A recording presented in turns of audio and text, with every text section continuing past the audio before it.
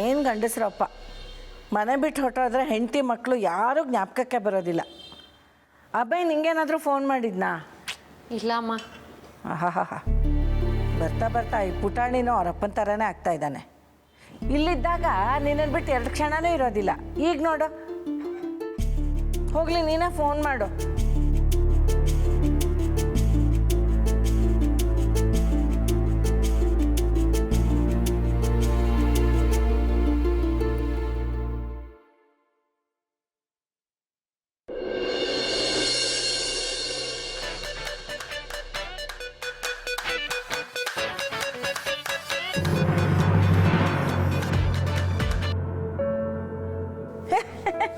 ಅದೇ ನೆನ್ಸ್ಕೊಂಡು ಕೂಡಲೇ ಬಂದ್ಬಿಟ್ರಲ್ಲೇ.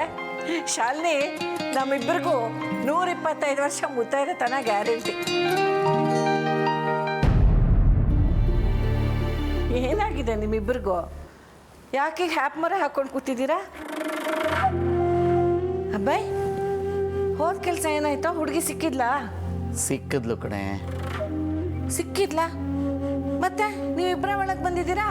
ಎಲ್ಲಿ ಆ ಹುಡುಗಿ? ಎಲ್ಲಿ?